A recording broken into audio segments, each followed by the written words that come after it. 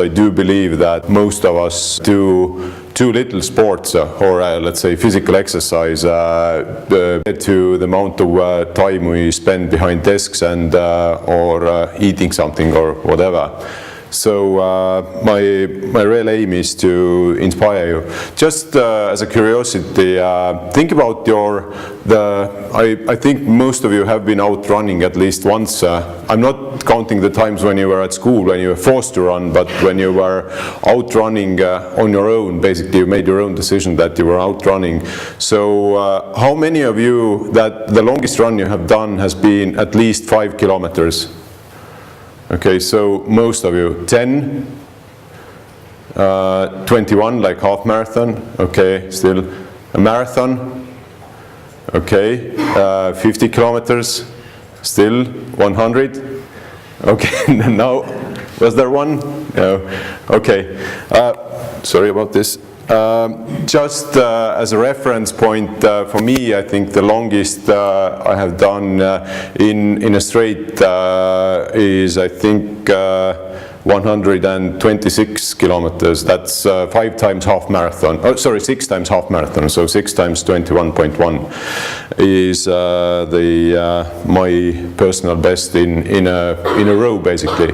That was actually a competition that continued through the night and on the next day as well.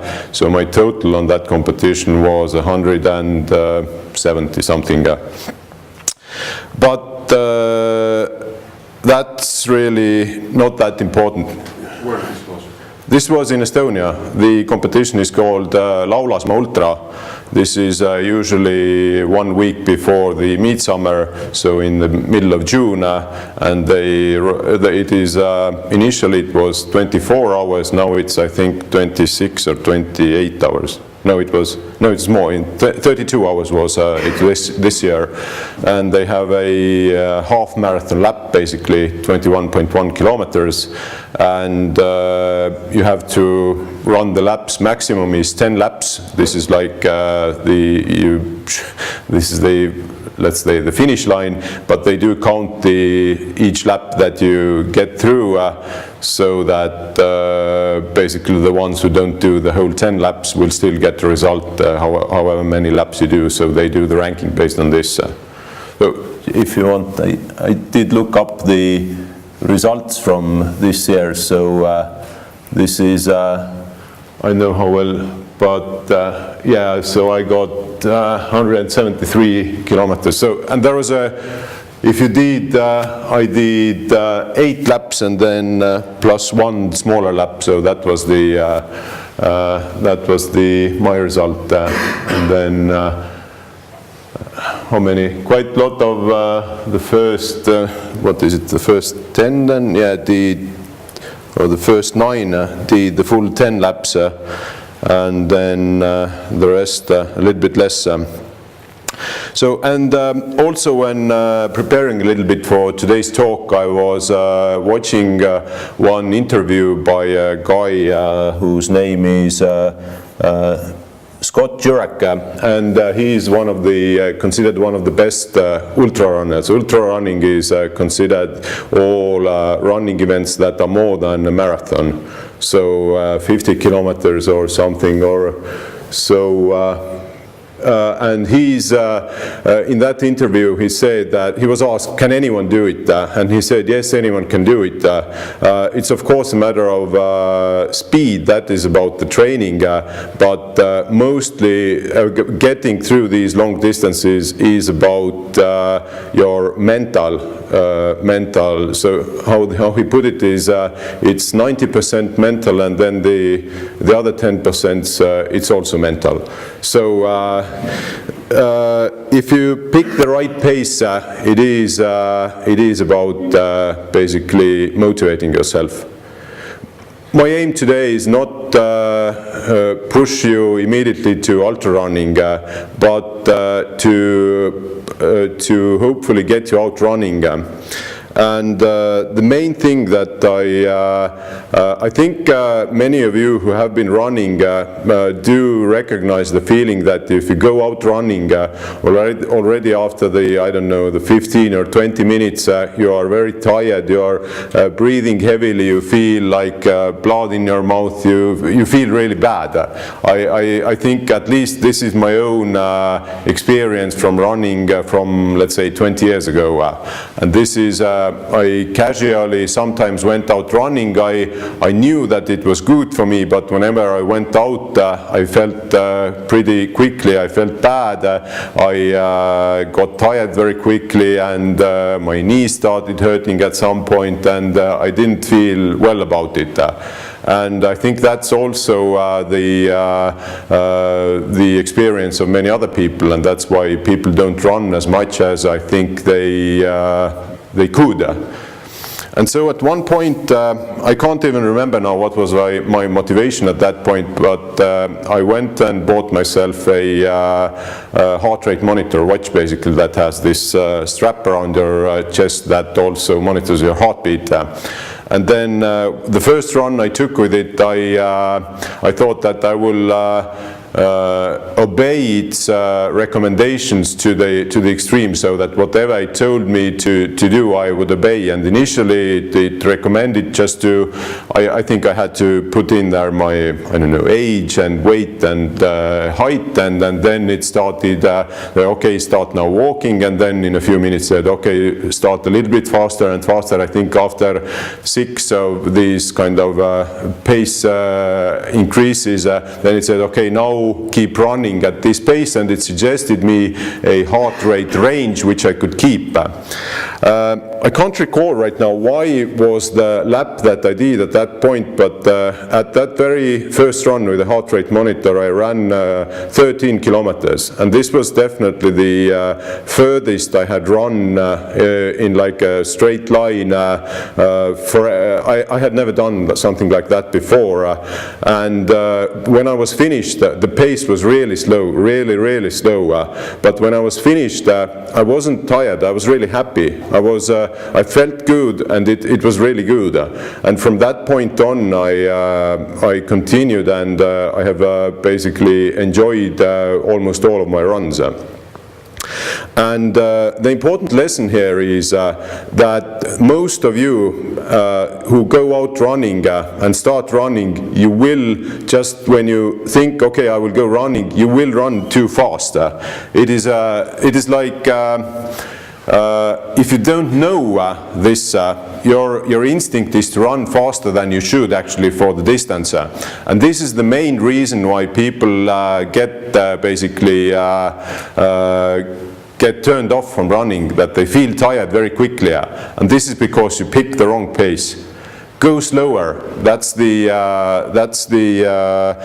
main recommendation from here, is that to enjoy yourself running, go slower, and go, even if you want to get good at running, it is much better, not good at running, but also like in general get better health.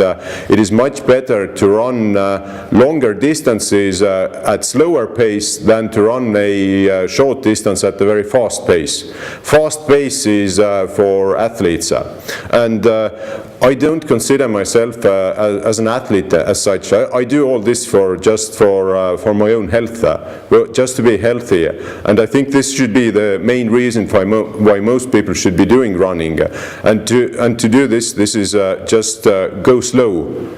And don't worry about if someone goes past you and you feel slow or something. Going slow is the right way, and this is definitely why many people don't do running, is that they don't understand this.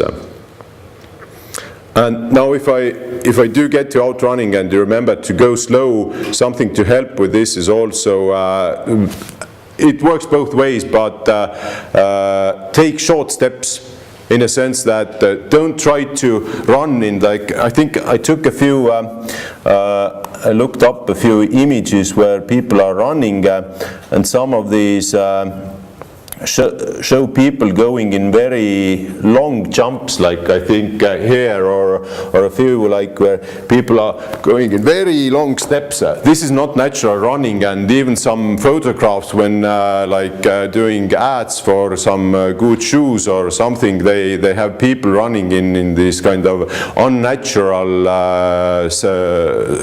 poses. This is not a natural actually step. If you go running, is when you land, your feet will almost land underneath you, not in front of you. So what happens also is if you try to put your feet down in front of you, what happens, it will land on your heel, and that means that you will go on top of your heel with all the force that you have, and that is definitely a quick way to get injuries. And however good shoes you get, or however much cushioning you get in your shoes, this is not sustainable. So shorter steps, and shorter steps also mean that if you put your feet under you, not in front of you, then you land more on your mid foot or even on your front of the foot. So that makes it, and in that you get some flex in your leg, and that means you get absorb some of that force that you hit the ground with. And this is very important in running to avoid injuries, is with going slower and smaller steps, you will protect yourself from injuries. A lot of people actually who start running, what happens is they take a goal. Okay, I will run a marathon next year. I have never run before, but I will run a marathon next year.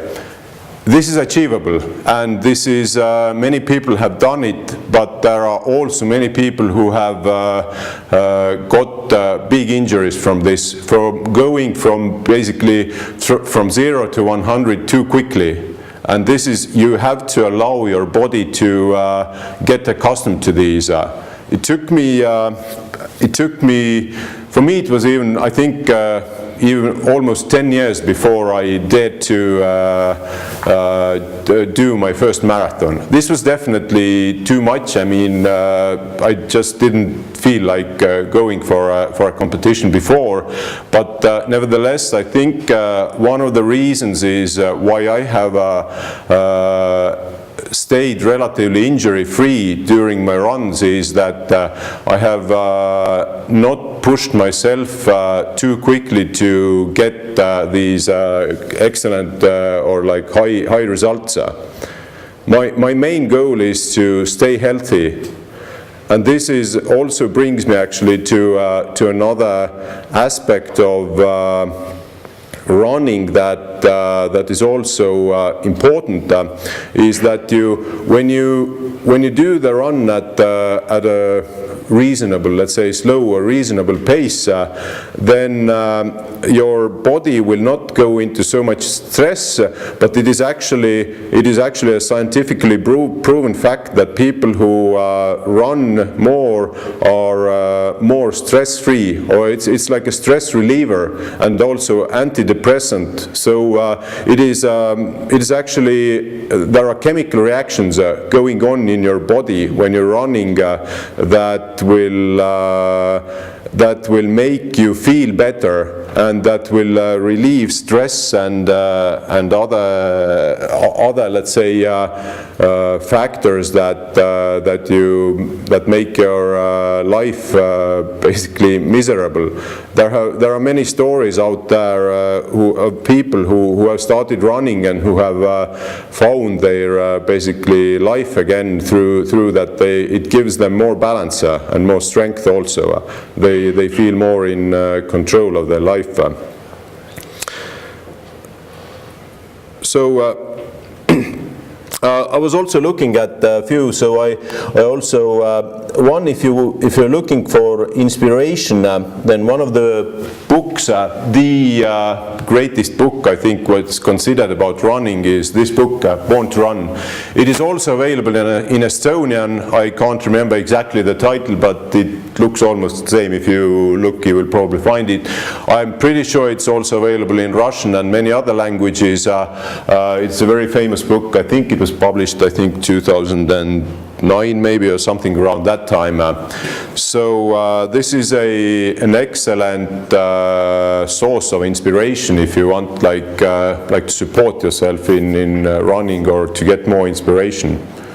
A tip in running is what I have done. I have listened to a lot of audiobooks actually during my running to make the running more interesting. Is that and I think this was one of them. I haven't read the book. I have basically listened to the book and a few other books on running. A few also like normal literature. Also some I don't know, some other types of non-fiction books, but I have read a lot of books while running, if you wish. So this is also one way to make your runs much more enjoyable. As a fun fact, this was I also looked up was one of the greatest runners of all time is this Czech guy. So it was he lived during the let's say the Soviet time also, which was for the Czechoslovakia then. And he's still, I think he's somewhere also, he was selected as the greatest runner of all time. So I think it was 52 Helsinki Olympics. He was the guy who first won 5,000 meters and then 10,000 meters, and then at the last moment decided that he will also run in the marathon. And when running the marathon, he hadn't run a marathon before. But what he probably had for a training, but he was this was like old times. There were no exact GPS watches or just or plain like stopwatches or I don't know, heart rate monitor or anything. He was just a rural boy, and I think he was in the army, and this training was very basic that he had, but he was so good at it that he when the marathon started, he lined up with the guy who was leading the pack. He was I think a British guy who was one of the favorites of that race, and stick with him I think for the first third or something of the marathon. And this guy had for other reasons kept quite a high pace for the start of marathon at that event. This was Helsinki Olympics. And then at some moment this Emil Zatopek ran next to this guy and asked just how are we doing, or basically he wanted to just check how's things going. But the British guy was pretty tired at that moment already and thought he would make a joke and said that oh, we are doing pretty lousy. And what he thought was that that would somehow scare off Emil Zatopek, but what actually happened, this guy thought, wow, we're doing bad, and sped up and basically ran straight to until the finish. And he definitely, he broke, I think, the Olympic record at that thing, and also the British guy who was they were leading the race, and he had been doing a very good time, but he shortly after that he actually stopped the race, so he didn't finish it. But from this one sentence, which he thought would actually slow down his opponent, Emil Zatopek got actually more inspiration that oh, he's so slow that I have to go faster. This was a good example where human there is definitely resources in human body that you are not aware of, and since he didn't know that there was a limit that he couldn't go faster, he just someone said, okay, we are not going too faster, so yeah, I can probably go faster, and that he went until the finish line. So that's one really good story about how you can be a good runner. And some few other things. What is I looked up some interesting ultra running events, something that what is called Western States Endurance Run. This initially used to be in the, I think, 1960s and 70s. This used to be a horse race. This is in California, 100 miles, and it is basically up and down all the way. So it's okay, total of 5.5 kilometers of climb in the race. So, and in so there was this one guy who initially participated on his horse, but then in 1 year he had a new horse who basically failed him in the middle of the race, and he decided that he will, next time he will not rely on horses, but he will try this on foot. And this was, what was it, 74 then, and there was a 24-hour limit for this 100 miles or 161 kilometers. So he actually completed, I think, is it here, he completed in, I think, 23 hours and 42 minutes. So at that point, so he actually beat some of the horses who stopped on the road. So that was definitely, if you read or listen or whatever this book, one part of it is also why the name is Born to Run. There is a theory among some scientists, not 100% proven, but this is a theory that humans were born to run, in a sense that we are much better equipped to or built to run long distances compared to any animal.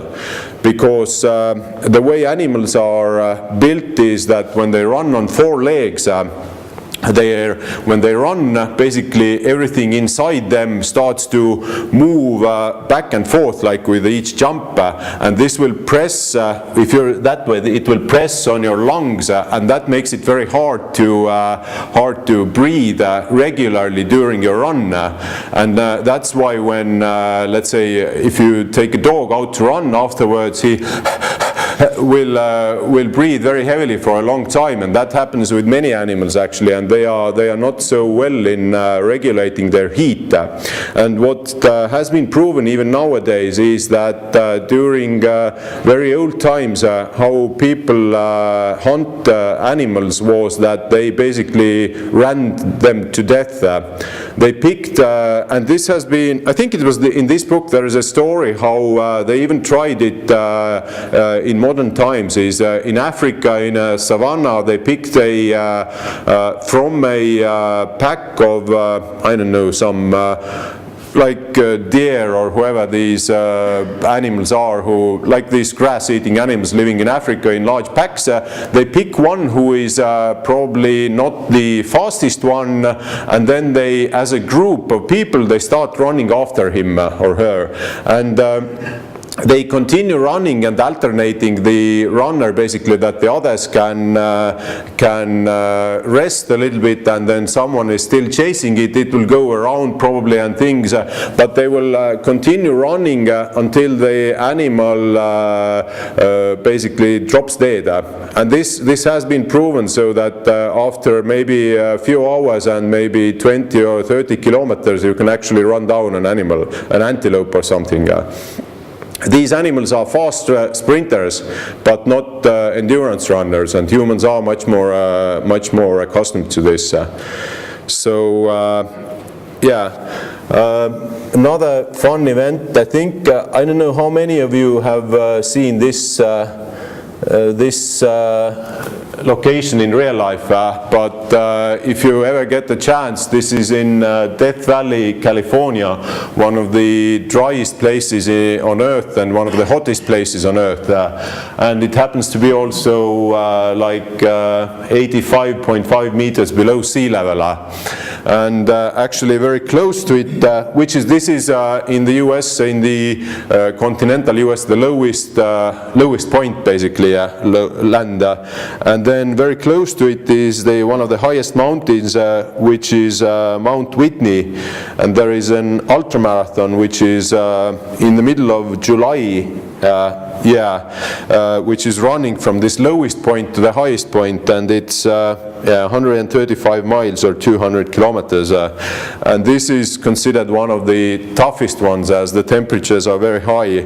And if I have it here still, let's see if it will go. This is the same Scott Jurek I mentioned initially. Halfway through that, he had his crew bring this huge ice chest with him, and so he basically sat into that ice chest, and I think he rested there for like 10 minutes or something, just before continuing in this heat. But he did finish this thing. And probably he is the one who has completed this most. As a final thing, as you mentioned about this unhealthy food, actually, I was just another book I'm reading on running, and one of the things mentioned there, and I've seen this elsewhere as well, is that the worst thing to keep yourself healthy is not things like, I don't know, alcohol or something, but processed meats and sugary drinks. So soft drinks definitely, and processed meats are your enemies if you wish to have a healthy life. And on the other hand, small doses or moderate amounts of alcohol help you to keep your body in good shape, actually. So this is not a black and white thing. It is definitely, I'm not let's say saying that you should drink more, but moderate amounts of alcohol are actually scientifically proven to increase I can't remember the actual chemical reactions that take place, but they do help you to keep yourself healthier. So I think enjoying a beer in a day is not that bad. So thank you from my side, and I hope some of you will go out running. It is fun, and run slower. Just